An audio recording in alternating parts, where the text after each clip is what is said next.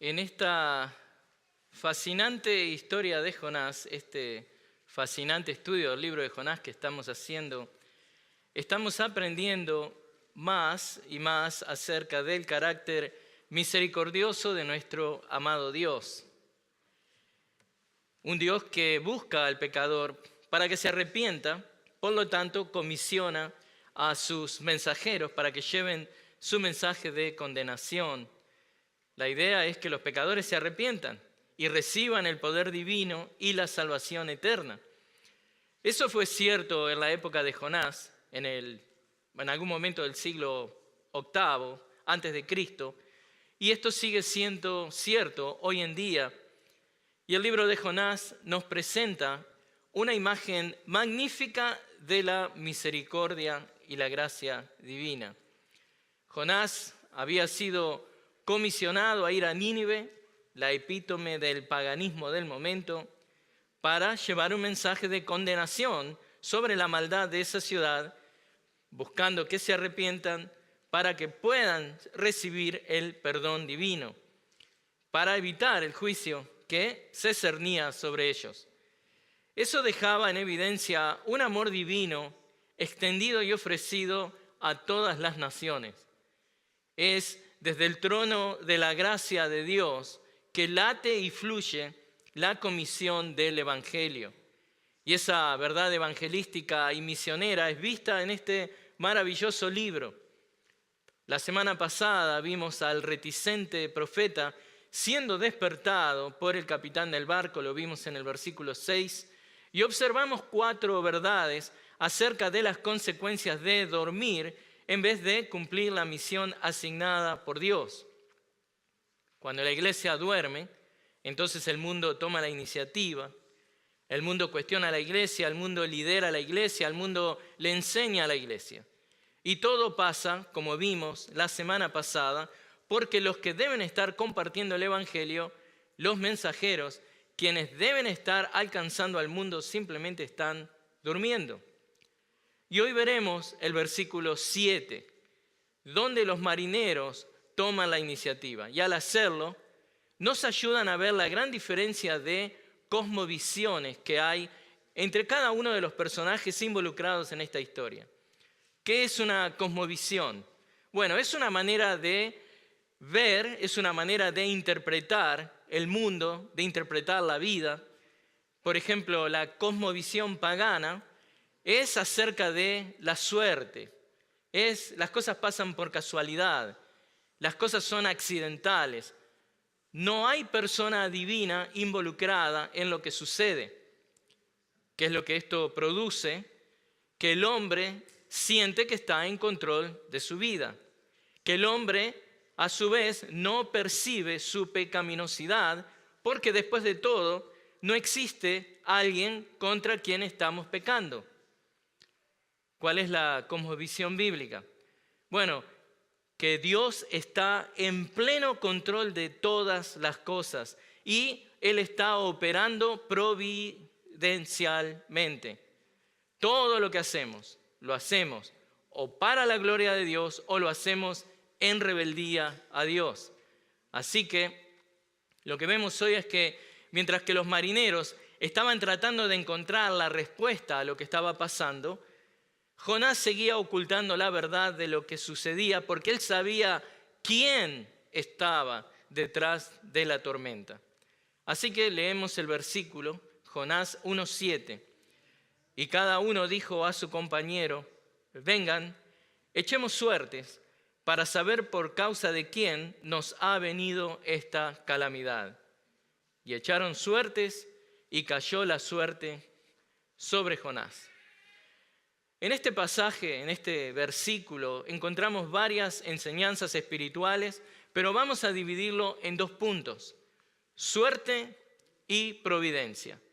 Usted escucha suerte, como por ejemplo a veces alguien dice: yo tengo tanta suerte que puse una empresa, una fábrica de sombreros y ahora los niños nacen sin cabeza. O a veces la gente dice, uso la palabra providencia, va a meter en la portería y una piedra está ahí y la pelota rebota y se va para afuera y el relator dice, fue una salvada providencial.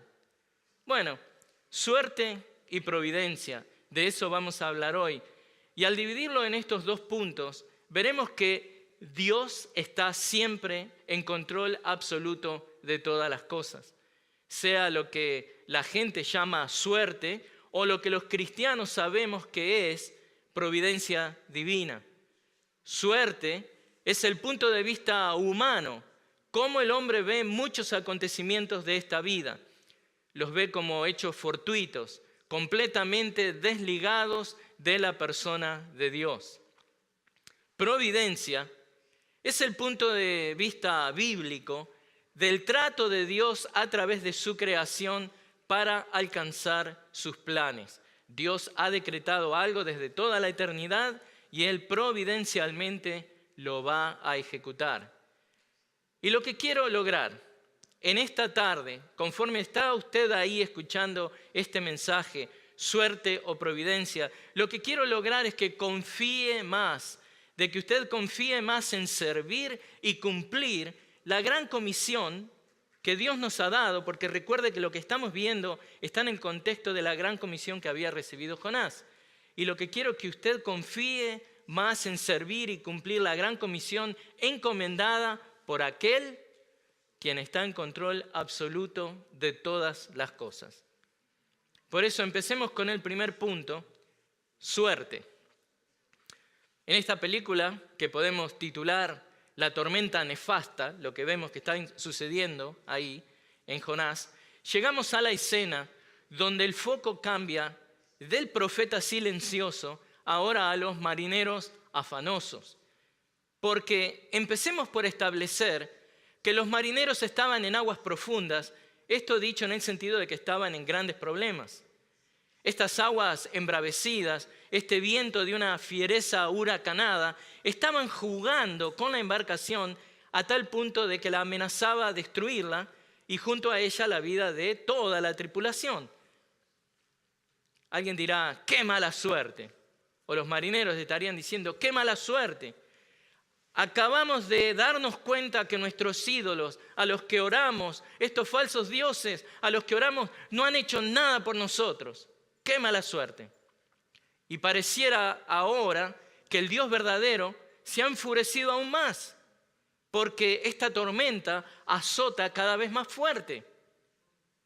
Y ellos, estos marineros, estaban tan seguros de que esta tormenta representaba a un Dios enojado, que, ¿qué leemos? Cada uno dijo a su compañero, vengan, echemos suerte para saber por causa de quién nos ha venido esta calamidad. La decisión de los marineros de echar suertes revela que para este punto ya sospechaban que la tormenta provenía como castigo por el pecado de alguien. Y aquí, hermanos, debemos notar que a pesar de que ellos no conocían al Dios verdadero, vean que Dios estaba usando el deseo de estos marineros de conocer quién era el responsable de la tormenta para que busquen echar suertes y así poder revelar a el verdadero culpable y llamar la atención sobre Jonás.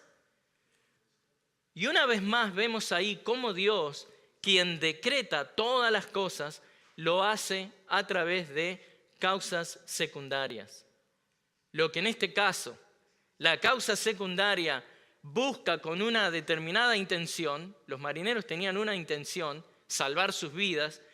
Bueno, esa intención de los marineros, Dios la usa con la intención divina de llevar adelante su plan, el plan divino, que era redireccionar al profeta Jonás, este profeta rebelde, para que vaya a Nínive. Así que lo que vemos aquí es que una vez más, la soberanía divina y la responsabilidad humana del hombre están ahí en acción, juntas, una al lado de la otra. O sea, Dios decreta, pero el hombre ejecuta. No como un automatón, no como un robot, sino llevando adelante su voluntad, la voluntad del hombre. Ahora, por favor, notemos la cosmovisión de estos marineros respecto a echar suertes. Verdaderamente, esta cosmovisión es consistente con su falta de introspección acerca de su culpa. La suerte no es una persona, y ellos vivían conforme a esa cosmovisión que tenían. ¿A qué me refiero con esto? Bueno, ellos buscaban echar suertes de la misma manera supersticiosa en la que habían orado a los dioses falsos. Ellos, en un sentido, son consistentes en lo que hacen, son consistentes con su idolatría. La suerte es echada de una manera independiente del Dios verdadero. De la misma manera que habían echado sus oraciones como tiros al aire o como dados contra la pared, buscando su suerte en los dioses, estos dioses falsos a los que adoraban. Y los marineros también eran consistentes en algo más, en su ignorancia de que habían ofendido al Dios verdadero. Todo lo que un inconverso, hermanos, todo lo que un pagano, todo lo que un idólatra hace, absolutamente todo está separado de la persona del Dios verdadero. Esa es la cosmovisión de un inconverso. Y es por eso, porque no lo conocen, que simplemente no tienen conciencia de que ellos también podrían haber sido los causantes de la tormenta. Pero ellos no se están preguntando acerca de ellos. Ellos quieren saber quién es el culpable. Escuchen lo que dicen.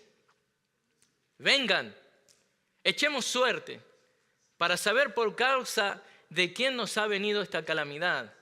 O sea, en la mente de estos marineros, ellos eran inocentes. ¿Y qué nos enseña esto?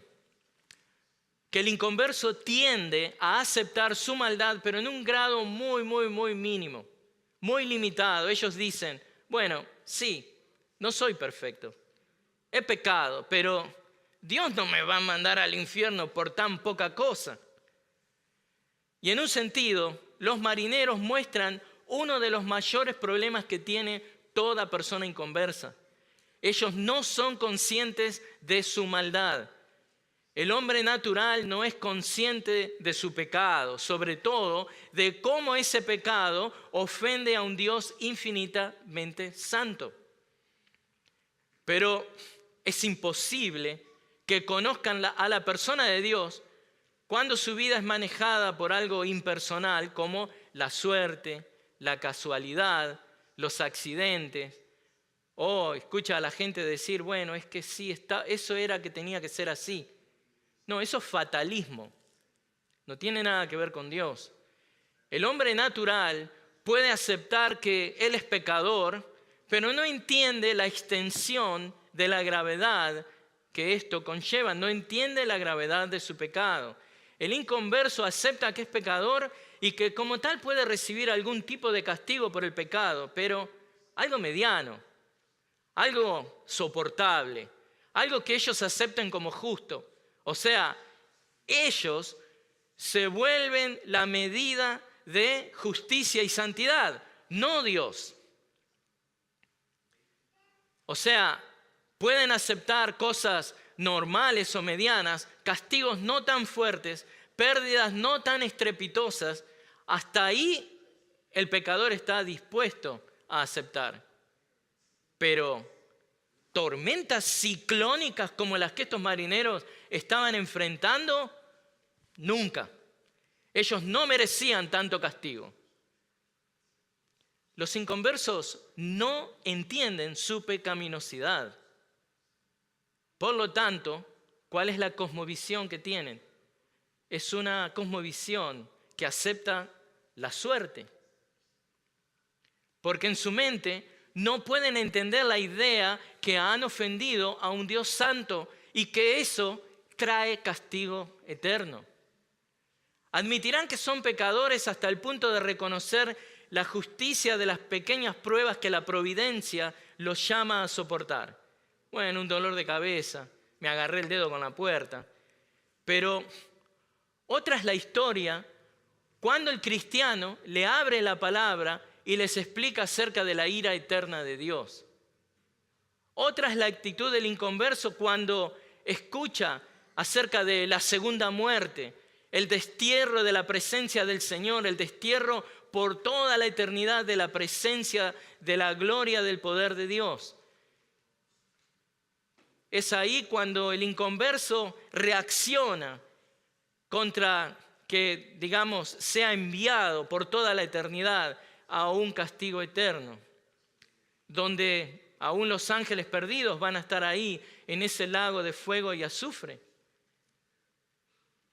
Cuando ahí usted pregunta, ¿eres pecador hasta ese punto?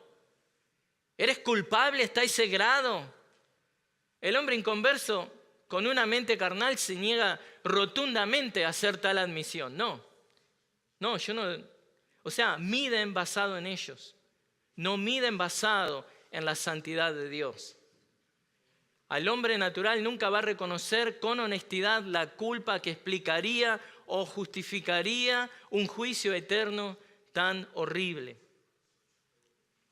Ahora, ¿qué pasa en el caso de alguien que sí reconoce su maldad? Bueno, y lo que sigue a esto es que en los casos de que sí hay un reconocimiento o una admisión de culpa, esto simplemente se hace de una manera superficial, de una manera tan religiosa y externa que Dios tiene que traer una crisis de proporciones milagrosas para despertar los duros corazones de este no arrepentido. Al hombre natural le gusta depender de la suerte. Usted dirá, no. Al hombre natural le gusta depender de la suerte, porque la suerte es algo impersonal. Al hombre natural no le gusta depender de la providencia de Dios, porque la providencia de Dios habla de la persona de Dios y a éste le tiene que rendir cuentas. Pero bueno, al hombre natural no le gusta depender de la suerte porque aún así él cree que depende de sí mismo, o mejor dicho, de la capacidad de resistencia que tiene para soportar estas vicisitudes que vengan.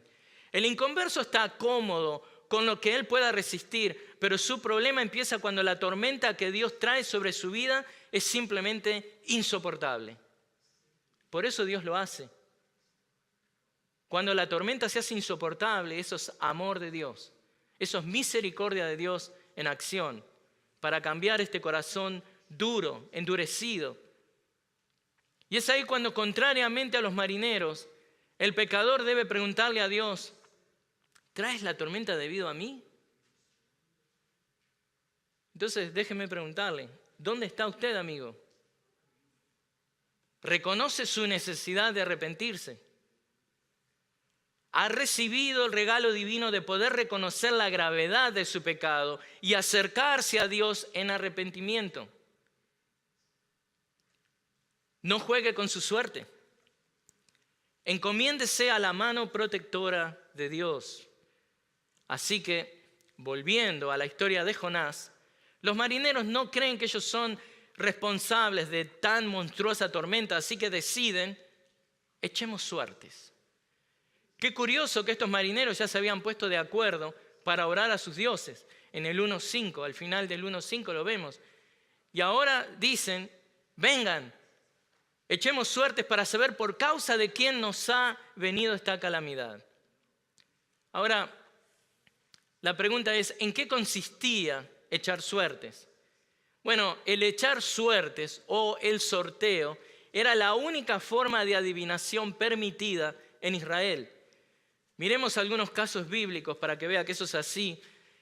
El famoso Urim y Tumim que Aarón, el sacerdote Aarón, debía poner en su pecho como pectoral, esto lo vemos en Éxodo 28:30, cuando entrara a la presencia del Señor, él tenía que tener esto, porque el sacerdote Aarón debía justamente llevar continuamente el juicio de los israelitas sobre su corazón delante del Señor. Hay otro caso en 1 Samuel 10, capítulo 10, versículos 20 y 21, tenemos a Saúl siendo elegido como el primer rey en Israel, también a través de echar suertes. Y dice así ese versículo, Samuel hizo que se acercaran todas las tribus de Israel y fue escogida por sorteo la tribu de Benjamín. Era permitido.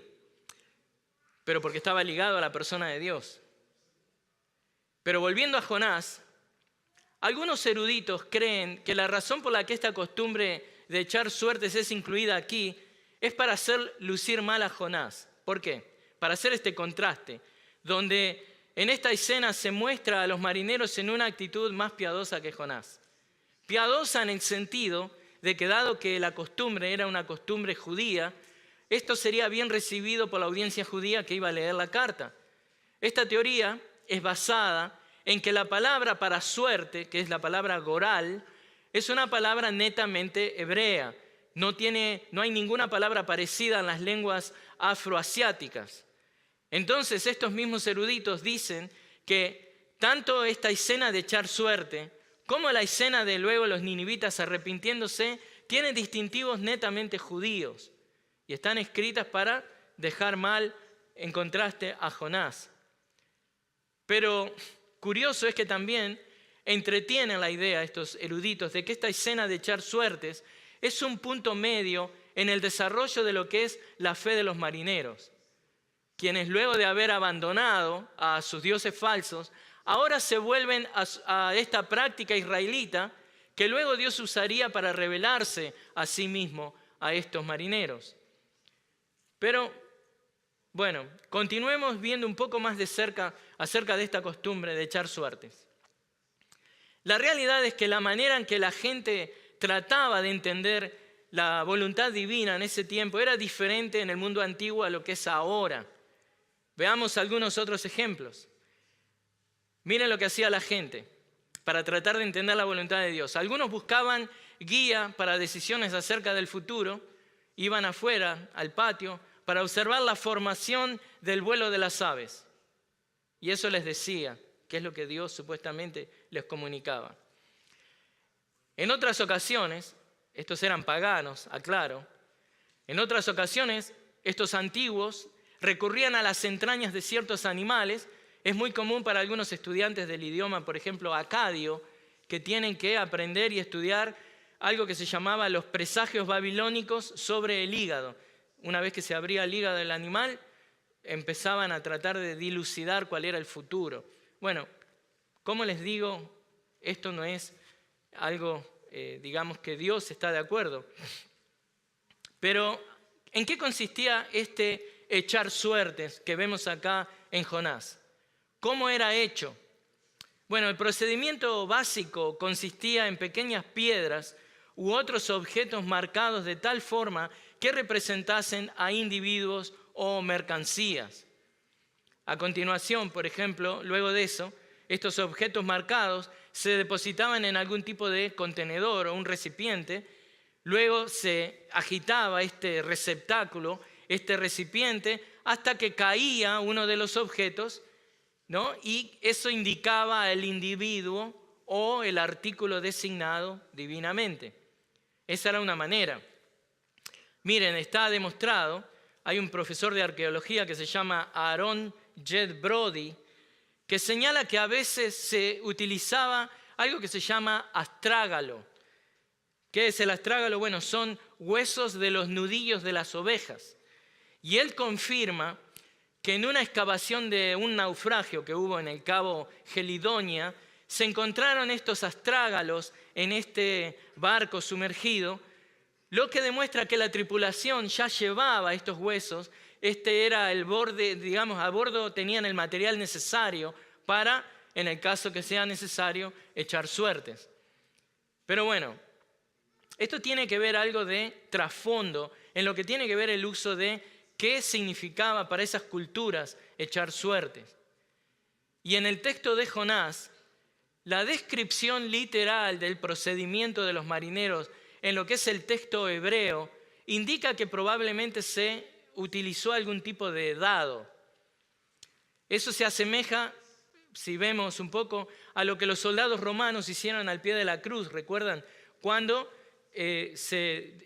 sortearon la ropa del Señor, las vestiduras del Señor. Pero bueno, estamos hablando de echar suertes y seguramente, si usted me está siguiendo, debe tener la pregunta lógica de si esto es válido para nuestros tiempos. ¿Estaría bien que yo eche suerte para tomar decisiones? Se pregunta usted. Bueno, debemos entender que el principio involucrado en echar suertes, en este caso, lo que era permitido en Israel, era como un pedido solemne a Dios de que Él provea dirección en ocasiones donde un asunto debía ser decidido y no se sabía cómo decidirlo. En otras palabras, la idea detrás de esto, cuando se hacía en Israel, era honrar e involucrar a Dios en el proceso. Después de todo, como dice Proverbios 16:33, la suerte se echa en el regazo, pero del Señor viene toda decisión. Pero la pregunta lógica se repite. Yo sé que usted está ahí como diciendo, bueno, pero ¿es esto algo válido para nuestros tiempos? Entonces yo le voy a preguntar a usted, le voy a devolver la pregunta. Usted tiene 2 hijos, los 2 han sido secuestrados, usted tiene que elegir que uno va a ser devuelto y el otro será asesinado. ¿No tiraría los dados para decidir quién vuelve y quién se va a ir con el Señor?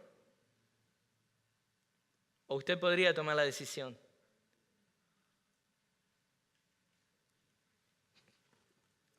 Ay, pastor, es muy dramático. Que elija el delincuente. Bueno, el delincuente decide matar a los 2. ¿Qué hace? Bueno, le voy a presentar otro caso. A ver qué haría usted. Usted está en un avión con los 2 hijos. Eso fue antes de que lo agarraran los delincuentes. Está en un avión con 2 hijos y hay un solo paracaídas. Es imposible porque si no, pero bueno. Usted me sigue con este. Está en el avión, hay solo un paracaídas. ¿A quién se lo pone? Está usted y tiene sus 2 hijos. Usted ya se descuenta, usted dice, bueno, acá muero, pero quiero salvar a uno de estos 2. ¿A quién le pone el paracaídas? ¿No cree que en un caso así sería permisivo echar suertes, confiando que Dios va a ser el que al final de cuentas decide la cuestión? Bueno, yo creo que sí, pero ¿sabe qué? Esto está en las zonas grises. Esto es entre usted y el Señor. Y a medida que el Señor, con la palabra de Dios, con preceptos divinos, trabaja en su conciencia, usted va a tomar delante del Señor la decisión que usted va a estar bien en tomar. De nada le sirve que yo le diga, no, eso es prohibido, dados, no. Trabaje en las zonas grises con los principios bíblicos y permita que el Espíritu Santo sea el que hace el trabajo. Lo que usted decida hoy a lo mejor no es lo que decide en 3 años, pero tiene que ser el trabajo de la palabra de Dios en su mente, en su corazón, no una imposición de alguien. Pero bueno, vamos ahora a dar una situación donde creo que es de impíos echar suertes. Vamos a aclarar eso. Y eso le va a ayudar también, ¿no? Usted se junta con compañeros de trabajo y cada uno pone el valor de un mes de trabajo, o pongamos, cada uno pone $3,000. Son 6 en total, o sea, hay $18,000 en juego. Eso será para quien gana el sorteo. Eso evidentemente, es un uso indebido y deshonroso a Dios. Si usted decide dilapidar $3,000 de una manera que demuestra que no está siendo un buen mayordomo de lo que Dios le ha dado. Aún si usted gana, vamos a hacer de cuenta que usted gana. Usted dice, no, pastor, pero gané. La procedencia del dinero no es desde un principio que honra a Dios. Hermanos, para dejar claro, estamos hablando de suertes. Loterías, rifas, apuestas son inmorales y profanas. Son en esencia un despilfarro ateo. Y le cuento algo, por ahí no lo sabe, antes de mi salvación trabajé en 2 casinos en Delaware, nada más y nada menos que contando dinero. Usted se quedaría asombrado de cuán rentable es ese negocio y cuán adictivo es, especialmente para los pobres que pierden lo poco que ganan y endeudándose más y más, cayendo más y más en lo que es la adicción al juego de apuestas. es que cuando se trata de la suerte, la mentira que el hombre se dice a sí mismo es que de alguna manera todavía está en control de la situación. Esa fue la realidad de los marineros, esa es la realidad de aquel que va al casino y quiere hacer su manera de vivir, sacarlo de eso.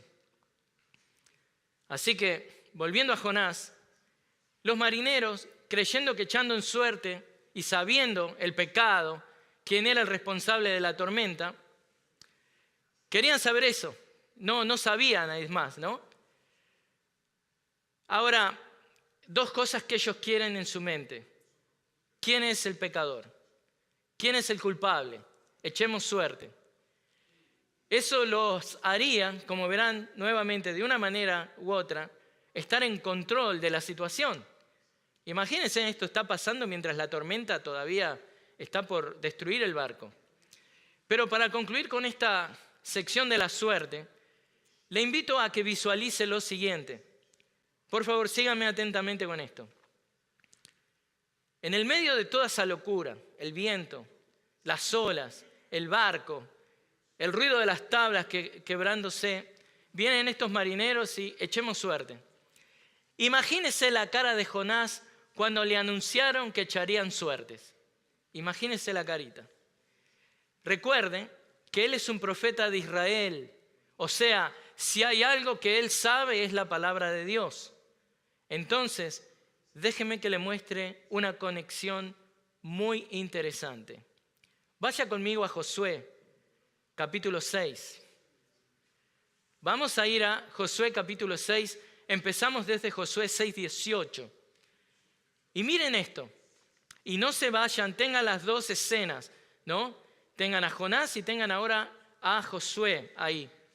6:18 dice: pero ustedes tengan mucho cuidado en cuanto a las cosas dedicadas al anatema, no sea que las codicien, y tomando de las cosas del anatema, hagan maldito el campamento de Israel y traigan desgracia sobre él. Usted dirá, ¿qué tiene que ver esto con lo otro? Siga ahí en Jonás y en Josué. Bueno, tristemente, acá en Josué 6 vemos que un israelita sucumbió a esta tentación. Un solo hombre que creyó que nadie sabía lo que había hecho, pero que su pecado afectó a todos a su alrededor, tal como el caso de Jonás. Para el ejército de Josué, en esa historia de Josué, esta desobediencia de Acán trajo la derrota inesperada en la ciudad de Ai. Josué se postra delante de Dios. Si sigue leyendo ahí, buscando una respuesta, y Dios le contesta en el 7:10, Israel ha pecado. Hay pecado en el campamento. Hay anatema en medio de ti. Así que, ¿cuál era el proceso ahora? El proceso era simple. Al otro día Josué los hará acercar por tribus, Josué 7:14. Seguramente cada tribu estaba representada por una pequeña piedra u otro objeto marcado, como vimos anteriormente, que eran depositados en algún tipo de recipiente que se agitaba hasta que cada uno de estos objetos salía. Y el objeto marcado iba a salir. Y esto indicaría a la tribu designada divinamente. Dios está detrás de esto. 7:16 de Josué. Fue designada la tribu de Judá. Luego de Judá fue designada la familia de los de Sera. 7:17. Luego por hombre en esa familia y fue designado Zabdi. 7:17. Miren cómo va de a poco incrementando la intriga. Luego la casa de Sabni, hombre por hombre, y fue designado Acán, hijo de Carmi, hijo de Sabdi, hijo de Sera, de la tribu de Judá. 7:18. ¡Ay, mamá! Como decía mi papá, ¡ay, su madre! Se me caen las medias. ¡Qué miedo! ¡Qué miedo! ¡Qué terror! Tal como le pasara a Jonás con los marineros tirando la mercancía al agua, ¿se acuerdan? Y poco a poco estos marineros tirando la mercancía al agua, descubrieron a Jonás y lo encontraron durmiendo como un angelito. Y ahora lo llaman, vamos a echar suerte. Y el profeta está pensando en todo esto, porque él conoce la palabra de Dios, él conoce el accionar de Dios. Poco a poco Dios fue descubriendo al profeta, revelando su ubicación, y ahora, a la hora de echar suertes, ¿qué es lo que va a pasar? Jonás sabe.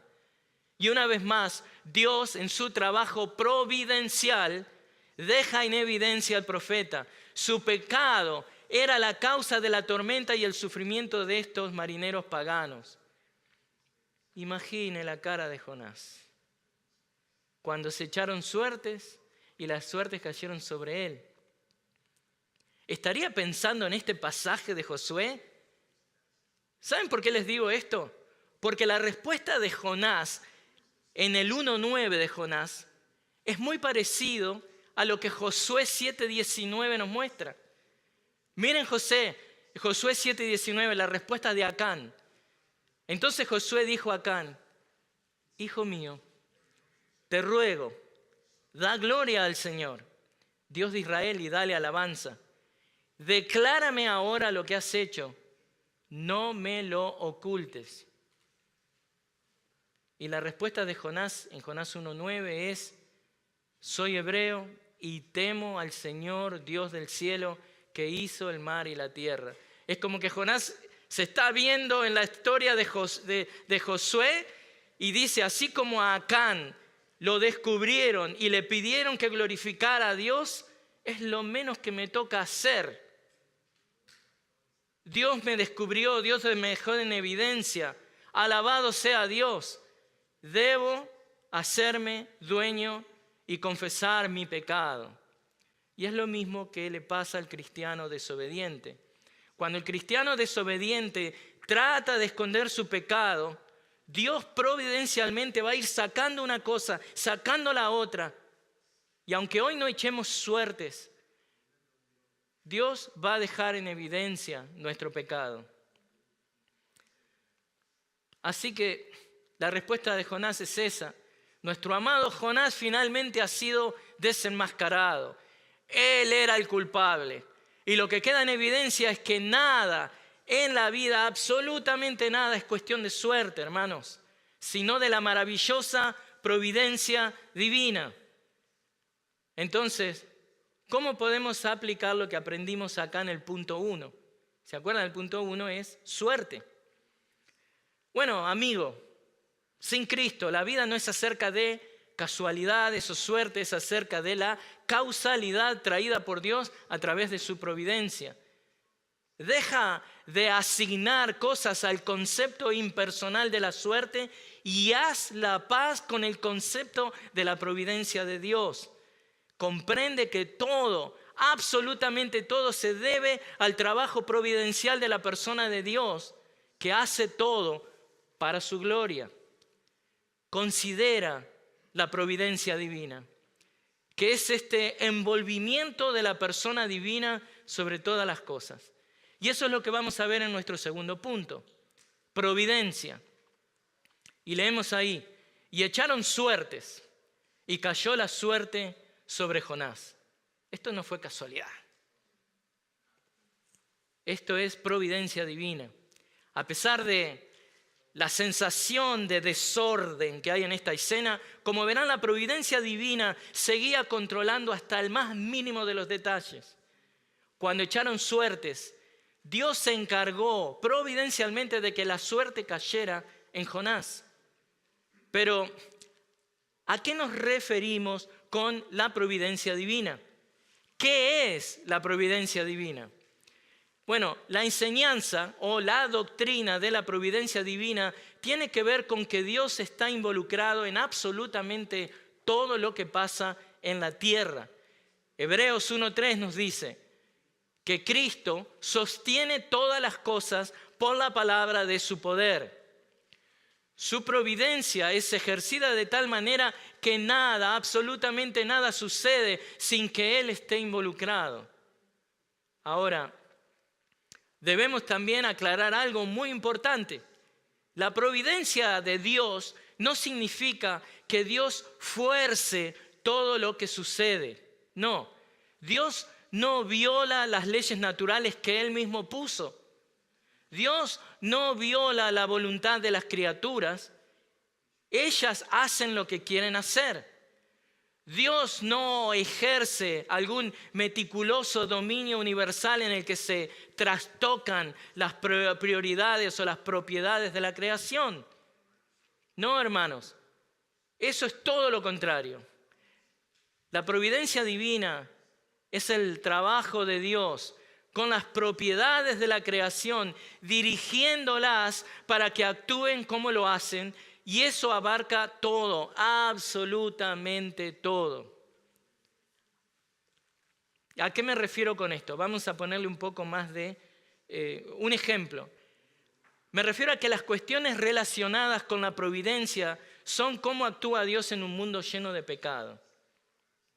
Y en este punto, muchos se preguntan, en este mundo caído y maldecido por el pecado, ¿cómo es que Dios puede actuar sin convertirse Él mismo en un pecador? ¿Cómo Dios lo hace? Bueno, estas preguntas tienen que ver con algo que se llama teodicea. La teodicea se ocupa de una de las mayores paradojas de lo que es la teología, que es la pregunta, ¿cómo puede un Dios omnibenevolente, un Dios omnipotente existir e interactuar con el pecado en el mundo? Pero bueno, ese no es nuestro tema para hoy. Así que otro día vamos a hablar de teodicea. Pero debemos enfocarnos en la providencia de Dios. Porque la providencia de Dios es mucho más amplio que esta mera actuación de Dios en un mundo lleno de pecado. Cuando hablamos de la providencia divina nos referimos a algo que tiene que ver con el obrar de Dios, con toda la creación de cosas. Desde lo más lejano y asombroso que usted pueda pensar, tales como los cuerpos celestiales, todo lo que sucede en el espacio exterior, la órbita de los planetas, la luna, la existencia de las estrellas, las galaxias incontables. La providencia tiene que ver con eso, pero también tiene que ver con todas las cosas que tienen que ver con la tierra que nosotros habitamos. Este planeta hermoso que necesita de la circulación del aire, las mareas del océano, las lluvias del cielo. Algo increíble, ¿no? El agua que tenemos nosotros es la misma cantidad de agua que ha habido desde el principio de la creación. Algo que siempre me ha partido la cabeza, ¿no? Pero la providencia divina, hermanos, también incluye cosas minúsculas. ¿Cómo qué? Esas cosas tan pequeñas e imperceptibles al ojo que nosotros nos vemos. Hablamos de esas cosas microscópicas. Hablamos hasta de la división de las células a nivel, cromosómico, que Dios está ahí, en esas partes tan pequeñas del cuerpo humano. Sin la providencia de Dios, ninguna de estas cosas funcionaría como lo hace. Y el título del mensaje de hoy nos confronta con la pregunta, ¿suerte o providencia? ¿Ha venido esta creación de Dios como un accidente? Obviamente que no. Su creación y luego la trae a existencia. Y los que los marineros hicieron, apelando a la suerte, removido totalmente de un concepto de un Dios que providencialmente controla todas las cosas, a veces nosotros los cristianos estamos en el mismo barco que Jonás. Creemos y sabemos que Dios habla providencialmente, pero a veces no actuamos como tal. Jonás aprendió que no importa lo que él trame, no importa lo que él planee, la voluntad de Dios es la que prevalecerá. Jonás fue recordado que tal como Acán, que vimos en la historia en el libro de Josué, cuando el pecador calla, Dios le desenmascara, trabajando providencialmente hasta dejar en evidencia el pecado y en vergüenza al pecador. Así que en el contexto que estamos viendo del libro de Jonás, específicamente Jonás 1:7, el querer huir de la comisión divina de predicar el mensaje de condenación y perdón a los ninivitas divina. Y en el contexto mismo de la gran comisión que se nos ha sido entregada a nosotros, también debemos recordar que Dios nos va a dejar en evidencia en manera providencial si es que queremos escapar de esta tarea, comisión dada por Dios. Pero hermanos, a modo de conclusión en esta sección de la providencia, 8 realidades que debemos tener en mente. Y la primera es que la providencia de Dios tiene un propósito y lo abarca todo. Hechos 17:28 nos dice, porque en Él vivimos, nos movemos y existimos. Y esto lo incluye a usted. Su vida está dirigida providencialmente por Dios. Nada de lo que pasa en su vida escapa a lo que Dios intenta hacer. Segundo, Cristo no ha cesado de trabajar. La creación ha cesado, pero el trabajo providencial de Dios nunca ha parado. Juan 5:17 nos dice eso. Hasta ahora mi Padre trabaja y yo también trabajo. Y esto lo incluye a usted. Su vida está recibiendo las bendiciones diarias de la obra de Cristo. Aliéntese. La tercera realidad que vemos es que Dios providencialmente lo está guiando. Jeremías 10:23 dice, yo sé, oh Señor, que no depende del hombre su camino, ni de quien anda el dirigir sus pasos. Proverbios 20:24 afirma esta verdad. Por el Señor son ordenados los pasos del hombre. ¿Cómo puede, pues, el hombre entender su camino? Y esto lo incluye a usted. Su vida está siendo guiada por el Creador mismo del universo. Obedézcalo. Lo cuarto que vemos acerca de la providencia divina es que la providencia divina debe desterrar completamente de su vida el que usted crea en el destino y la casualidad. Rechacemos la enseñanza que era de estos estoicos griegos acerca del destino. Una quinta realidad que vemos es que el concepto de la providencia divina no debe desalentarnos de ser prudentes o de ser cautos, porque eso sería ser fatalista. No seamos fatalistas que irresponsablemente dicen, bueno, dado que Dios ya ha decretado lo que viene y lo que haremos, entonces eso nos exime de tomar cualquier decisión. No, porque no importa lo que haga, ¿no? Usted dirá a veces, no importa lo que haga, lo que Dios ha decretado, eso es lo que va a pasar. Bueno, usted no debe, en este caso, pensar así como no debe, por ejemplo, tentar a la muerte. Es su responsabilidad cuidar su vida. El mismo Dios que le dio el regalo de la vida ha contado también sus días, pero también le ha confiado a usted esta vida y le ha dado los medios para que usted cuide de esta vida. De la misma manera, con cosas más pequeñas, es responsabilidad nuestra proveer con lo que el Señor nos ha dado para nuestra vida.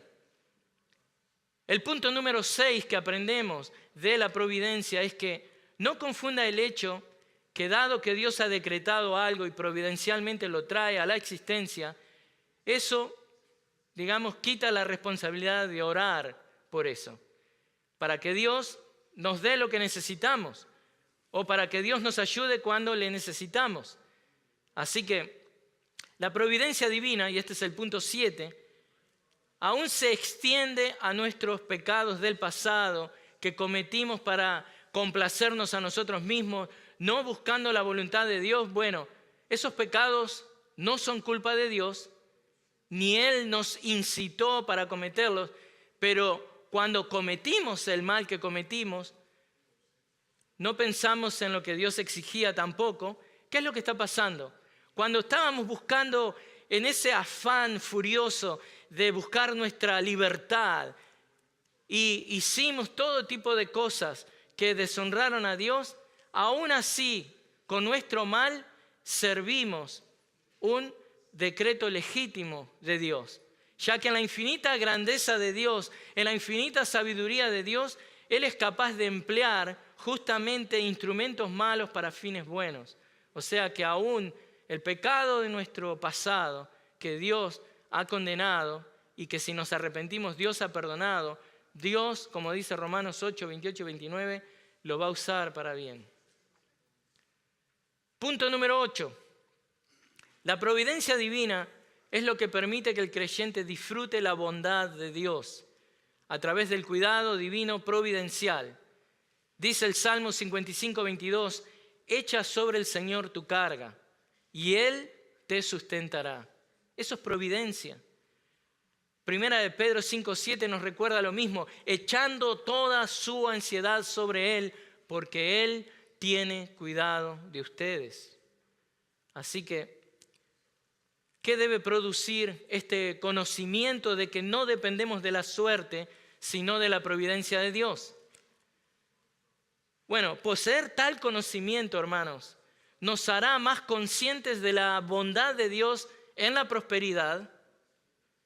Nos dará también paciencia para enfrentar la adversidad y nos proveerá una confianza excepcional para el futuro. Y en el contexto de lo que estamos estudiando, de responder en obediencia a nuestra comisión evangelística de hacer discípulos en todo el mundo, saber que la mano providencial nos ha traído hasta aquí nos llenará de confianza para no dormirnos y nos llenará de confianza para no querer escaparnos de tan grande comisión divina. Así que recuerde, usted es un recipiente de la bondad, del amor, de la providencia de Dios, del cuidado divino. Así que aliéntese con eso. Oremos. Señor, te damos gracias por tu palabra, gracias por este versículo en Jonás 1:7, donde pudimos evaluar y comparar las distintas cosmovisiones, Señor, la cosmovisión de la suerte, de lo que es la casualidad, y bueno, pero ver, Señor, la realidad de que la providencia tuya, Señor, tu providencia, cómo tú actúas e interactúas con tu creación, es lo que debemos creer, es en lo que debemos confiar, Señor. Te damos gracias y te pedimos, Señor, que, nos bendigas, nos sigas ayudando a comprender tu palabra y a confiar en ti, Señor, sabiendo de que tú tienes cuidado de nosotros. Oramos en tu nombre, en el nombre de Cristo. Amén.